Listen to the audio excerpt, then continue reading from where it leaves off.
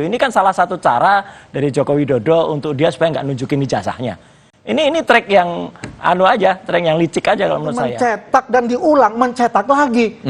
Di mana pemikiran akal logika kita? Ini akal kewarasan kita ini terganggu untuk ini. Setelah pengakuan Roy Suryo CS yang mengklaim ijazah Jokowi tidak identik dengan 3 ijazah pembanding dari Universitas Gadjah Mada, kini muncul pengakuan dari politisi PDI Perjuangan Beator Suryadi yang menaruh curiga ijazah Jokowi dicetak di Pasar Pramuka Jakarta saat hendak maju dalam kontestasi Pilgub DKI tahun 2012. Sudah bersama saya di studio kami 2 narasumber untuk mendiskusikan hal ini. Yang pertama, penuding ijazah palsu Jokowi, Roy Suryo, sekali lagi hadir di Kompas TV kali ini. Mas Roy, apa kabar? Alhamdulillah, selamat sore. Terima kasih sudah mau hadir bersama kami, dan hadir pula bersama kami Wakil Ketua Umum Jokowi Mania, Andi Azwan. Bung Andi, apa kabar? Baik, selamat sore Mas Tifal, selamat sore. Terima kasih. Pemirsa Kompas Petang, semangat. Terima kasih semua sudah bergabung dalam diskusi kali ini. Saya spesifik ngomong soal proses hukum dulu. Sudah ada 50 saksi untuk 2 kasus yang mengadukan Anda. Soal pencemaran nama baik dan penghasutan dengan berita bohong. Anda sendiri sudah terima panggilan dari penyidik untuk diperiksa? Ya, secara maya sudah, tapi secara fisik belum. Tapi nggak apa-apa, biarkan aja. Kan yang namanya orang lapor kan boleh, ya kan? Sah-sah saja. Perkara yang lapor nanti ternyata nggak punya legal standing, mengada-ada, ya, nah itu nanti lain soal, ya kan? Ini apa ini orang-orang ini gitu loh. Tapi nggak apa-apa, biarin aja, ya bikin capek Polda Metro aja gitu. Tapi kemudian apakah Anda punya bukti baru yang bakal menguatkan posisi Anda? Oh iya, enggak. Artinya gini, dari pelaporan aja kan sekarang kan clear kan? Ini pelaporan nggak ada hubungannya dengan yang kemarin ya gitu. Ini kan salah satu cara dari Joko Widodo untuk dia supaya nggak nunjukin ijazahnya. Ini trik yang trik yang licik aja kalau menurut saya. Ya, jadi dilaporkannya adalah menghasut, ya kan? Tapi mungkin pelapornya nggak baca kali ya, keputusan MK. Tapi nanti nggak apa-apa, bahwa MK itu sudah kemudian memutuskan bahwa pasal 160 KUHP itu hanya bisa kalau ada bukti delik materialnya. Jadi kalau hanya delik formil itu nggak ada korbannya, nggak ada yang terbukti menghasut ya. Bisa menghasut itu gini, saya dilaporkan menghasut. Terus yang dituduhan harus ada siapa yang terhasut, siapa Mas Tifal misalnya. Mas Tifal misalnya tidak terbukti Mas Tifal itu terhasut, ya nggak bisa. Dan itu harus kalau kita misalnya menghasut untuk melawan negara. Nah, apakah Joko Widodo negara? Bukan juga kan? Terus pasal 28 itu juga kan clear kan? Undang-undang ITE apalagi. Saya membahas itu dari tidak ada sara, tidak ada ras yang kemudian dilawan. Nah, nggak apa-apa lah. Biarin aja ya, ini lucu-lucuan aja. Anda meyakini sudah cukup responsifkah polisi soal ini? Mengingat sudah ada 50 saksi, tapi ini kan aduan udah sejak akhir April, tapi sampai sekarang belum ada status jelas lagi. Ya, begini ya Mas Tifal ya, kalau kita lihat kan ini ada 6 LP. Ya kan? 50 saksi, yang satu yang memang dari Pak Jokowi sendiri, yang lain kan dari relawan-relawan maupun simpatisan-simpatisan. Dan ini jelas, ini PMJ Polda Metro Jaya ini benar-benar bagaimana bisa merampungkan ini secara terang benderang ya. Artinya barang bukti maupun saksi-saksi itu ya benar-benar diperiksa dengan baik ya sampai nanti masuk ke penyidikan kan seperti itu. Ya apa yang dikatakan Bang Roy ya kita lihat saja seperti apa. Ini kan versinya beliau. Tapi kan, sesungguhnya menurut Anda masih ada celah tidak untuk memperdebatkan soal ijazah ini? Tidak perlu diperdebatkan. Kita ikuti saja kan semua ini sudah masuk ke mau masuk pro justisia kan, sudah masuk ke penyelidikan ini udah mau menurut saya sudah tahap akhir. Ya kan? Tinggal disimpulkan oleh secara penyidik apakah ini perlu dinaikkan sebagai penyidikan atau perlu dikaji ulang kembali kan kita serahkan kepada tim penyidik. Tapi kalau saya sih yakin itu akan maju ke penyidikan. Soal pernyataan Pak Beator beberapa waktu lalu, masalah ijazah Pak Jokowi diduga dibuat di Pasar Pramuka. Masuk akal nggak sih sebetulnya? Mas, kalau saya ceritain dan pemirsa Kompas ceritain ini akan mendapatkan berita yang sangat hangat. Saya beberapa menit yang lalu itu baru saja dari Pasar Pramuka. Ngapain?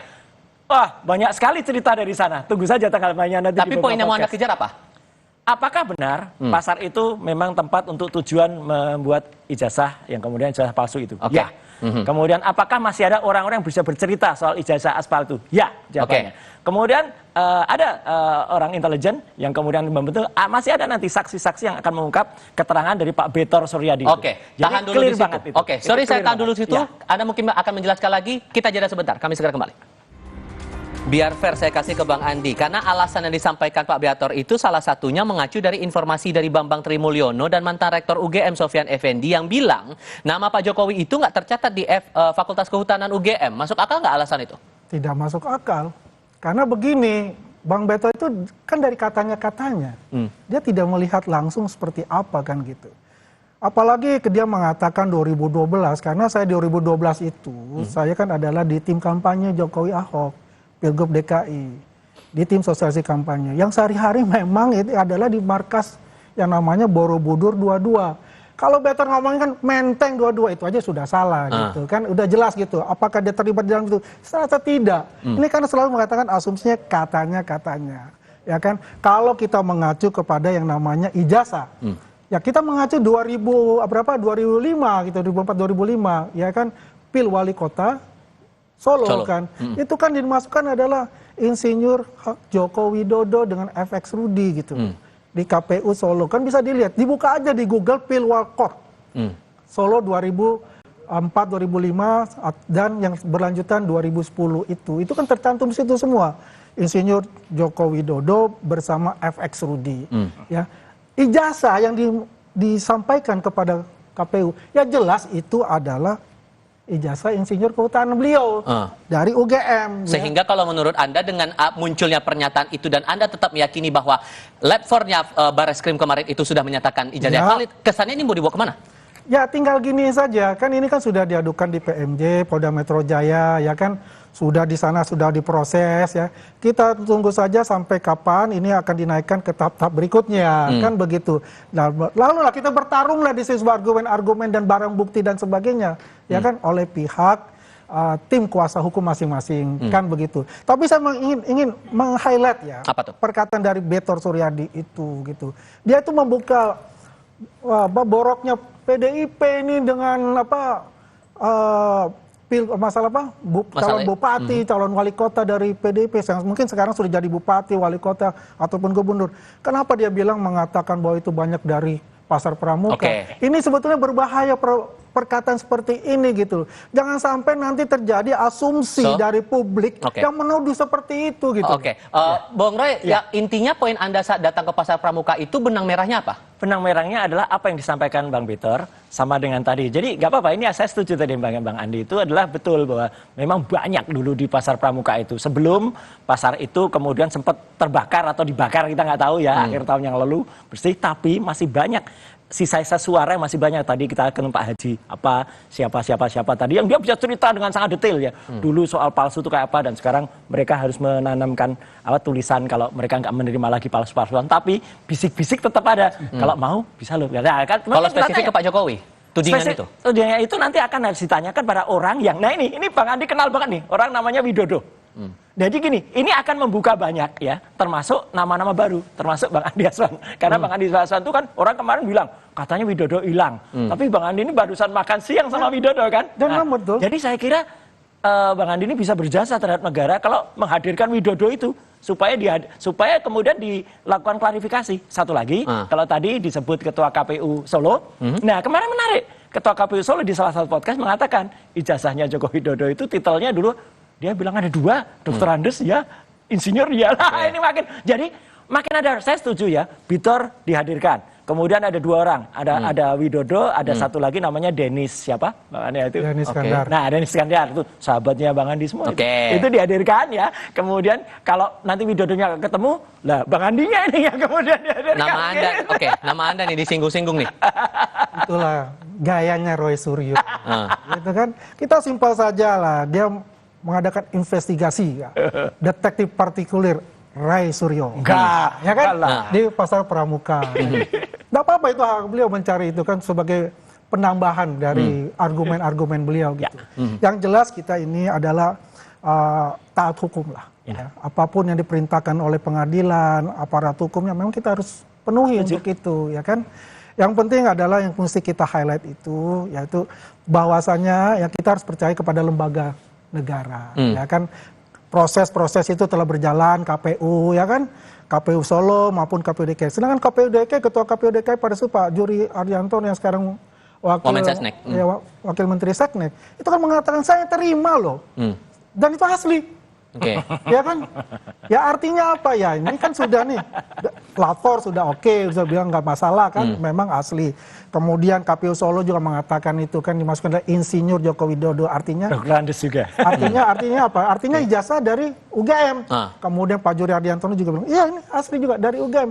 Ya artinya ini kan sudah mengkonfirm ya dari sisi lembaga negara nih ya, itu sudah confirm itu asli. Sehingga menurut Anda, saya kasih kesempatan masing-masing, perlukah pernyataan Pak Beator itu ditindaklanjuti oleh penyidik? Harus, menurut saya Pak Betor, kemudian orang namanya Widodo, orang namanya tadi Denis siapa, terus satu lagi orang Profesor Paiman yang kemarin awalnya kemudian mencoba WA saya, tapi saya mengucapkan terima kasih Prof Paiman, beliau WA lagi minta maaf ke saya, sekaligus mengaku kalau beliau dulu pernah punya usaha seperti itu ya di Pasar Pramuka. Ini saya boleh jawab. Tapi meskipun itu belum ada kaitan langsung, tapi nama-nama orang ini tertarik, dan kalau perlu saya sekali lagi terima kasih Pak Andi akan bisa membantu negara kalau menghadirkan Widodo itu sehingga semuanya clear. Perlu pernyataan Pak Beator ini ditindaklanjuti penyidik? Jadi begini, saya sebelum masuk ke sana, saya mau menjawab ini. Pak Iman mau-WA Pak Roy, saya juga ada. Saya punya sisinya juga, saya punya tahu. Karena saya dekat juga Pak Iman, berteman juga dengan Pak Iman. Jadi intinya begini, apa yang di WA ke Pak Mas Roy, itu bukan intimidasi dan apapun. Tidak, WA sebagai teman. Yang saya baca itu, memang pengakuan beliau ya, tahun 99 sampai 2002, dia mempunyai namanya pengetikan di Pasar Pramuka. Ada kios untuk pengetikan. Dan fotokopi. Ya, fotokopi. Tapi bukan percetakan. Ya menurut dia kan. Menurut beliau nih. Ya, itu sampai 2002. Ini kita bicara 2012, 10 tahun kemudian. Dikait-kaitkan dengan Pak Paiman ini. Ini yang nggak masuk akal buat saya. Ya gitu loh. Apalagi mengatakan itu mencetak dan diulang, mencetak lagi. Di mana pemikiran akal logika kita? Ini akal kewarasan kita ini terganggu untuk ini. Kembali ke pertanyaan saya. Berarti itu layak ditindaklanjuti nggak pernyataan Pak Beator ini oleh polisi? Ya, kalau itu penting menurut para penyidik kepolisian bahwa ini penting sebagai tambahan barang bukti, bisa saja. Ya, yang penting itu adalah tidak ada yang namanya itu ya katakanlah intimidasi dan sebagainya ya. Kalau aparat keamanan itu perlu ya silakan saja ya kan. Kalau itu tidak perlu ya monggo kerso gitu loh. Kita nggak boleh juga menekan-nekan penyidik Polda Metro Jaya. Kita mana kita kan bisa intervensi untuk ada lawyer-lawyer yang nggak jelas legal standingnya, nekan-nekan itu juga nggak boleh. Baik, Mas Roy Suryo, Bang Andi Azan, terima kasih banyak sudah mau datang. Terima kasih. Kompas petang kali ini. Saya selalu untuk Anda. Terima kasih Bang Tifa, terima kasih. Wait and see juga kita pokoknya di sini.